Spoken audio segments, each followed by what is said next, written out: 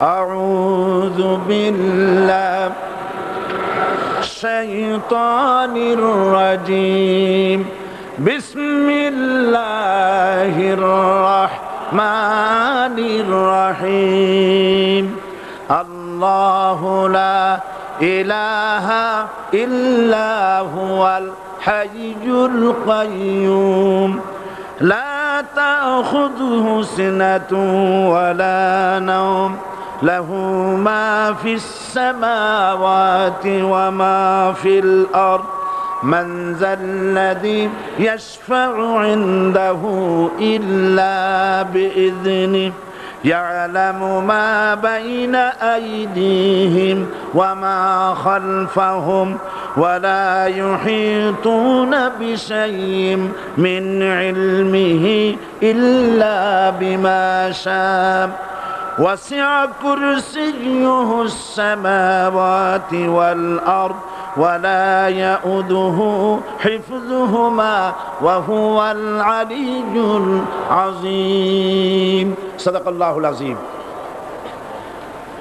আমি এই সূরার এই আয়াতের আলোচনা করতে গিয়ে আপনাদের সামনে বলেছিলাম কোরআন শরীফের সর্বশ্রেষ্ঠ আয়াত হচ্ছে হাদিস অনুযায়ী কোন আয়াত? আয়াতুল কুরসি। আল্লাহ পাকের সার্বভৌমত্বের পরিচয় এই আয়াতে কারিমার মধ্যে আল্লাহ পাক দিয়েছেন। গত 2 দিন আমরা আল্লাহ পাকের সার্বভৌমত্ব এবং তার পরিচয় সম্পর্কে আলোচনা করেছি। আজকে সামনের দিকে আমরা এগোতে থাকবো যতদূর আলোচনা করা যায়। আল্লাহ পাক বলছেন আল্লাহু লা ইলাহা ইল্লা হুয়াল হাইয়ুল কাইয়ুম। আল্লাহ হচ্ছেন তিনি যিনি ছাড়া কোনো ইলাহ নাই।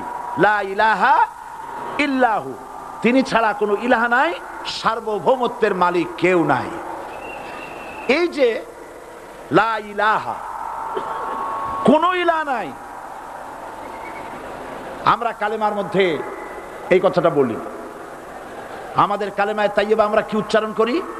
লা ইলাহা ইল্লাল্লাহু মুহাম্মাদুর রাসূলুল্লাহ। জোরে পড়েন লা ইলাহা ইল্লাল্লাহ, লা ইলাহা ইল্লাল্লাহু মুহাম্মাদুর রাসূলুল্লাহ। লা ইলাহা, কোনো ইলাহ নাই। এই দাওয়াত দিয়েছেন দুনিয়ার সমস্ত পয়গম্বর। এটা কি শুধু রাসূলুল্লাহর দাওয়াত ছিল? সমস্ত নবীদের স্লোগান ছিল একটা। সমস্ত নবীদের স্লোগান ছিল কয়টা? সবাই বলুন, কি সেই স্লোগান? লা ইলাহা ইল্লাল্লাহ। কোরআন শরীফের ভিতরে ইলাহ শব্দ 147 বার এসেছে। লা ইলাহার অর্থ যদি এই হয় কোনো উপাস্য নাই আল্লাহ ছাড়া, কোনো মাবুদ নাই আল্লাহ ছাড়া, মুহাম্মদ সাল্লাল্লাহু আলাইহি ওয়াসাল্লাম আল্লাহর প্রেরিত রাসূল, তাহলে তো এত ঝঞ্ঝাট হওয়ার কথা ছিল না। আপনারা বলেন, নবীরা যখনই এই দাওয়াত দিয়েছেন লা ইলাহা ইল্লাল্লাহ, তখন সংঘর্ষ হয়েছে কিনা? হয়েছে কিনা? বাধা আসছে কিনা? তাহলে এই কথাটা কি যার কারণে এরকমের বাধা আসে? লা ইলাহা ইল্লাল্লাহ, এর চাইতে বিপ্লবাত্মক, এর চাইতে রিভলিউশন সৃষ্টিকারী কথা আল্লাহর আকাশের নিচে জমিনের উপরে আর একটাও হতে পারে না। লা ইলাহা ইল্লাল্লাহ। ইলাহ শব্দের অর্থ শুধু উপাস্য আর মাবুদ নয়। ইলাহ শব্দের অর্থ হচ্ছে আইনদাতা, ইলাহ শব্দের অর্থ হচ্ছে শাসনকর্তা, ইলাহ শব্দের অর্থ হচ্ছে বিধানদাতা। তো লা ইলাহা যখন একটি লোক ঘোষণা করে, তার অর্থ দাঁড়ায় কোনো আইনদাতা নাই, বিধানদাতা নাই, শাসনকর্তা নাই, কারো আইন মানি না, বিধান মানি না, শাসন মানি না, আল্লাহ ছাড়া। কে ছাড়া? আল্লাহ ছাড়া।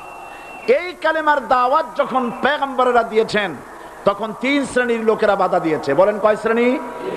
সবাই বলেন। 3 শ্রেণীর লোকেরা বাধা দিয়েছে। লক্ষ্য করুন। 1 নম্বরে বাধা দিয়েছে রাষ্ট্র শক্তি। 1 নম্বরে বাধা দিল কারা? 2 নম্বরে বাধা দিয়েছে ধনাঢ্য ব্যক্তিবর্গ। 3 নম্বরে বাধা দিয়েছে যারা কায়েমি স্বার্থবাদী ধর্মীয় শক্তি। এই 3টি শ্রেণী সমস্ত নবীদেরকে বাধা দিয়েছে। সেই বাধা অতীতে যারা দিত এখন আর দেয় না, নাকি? এখনো দেয়?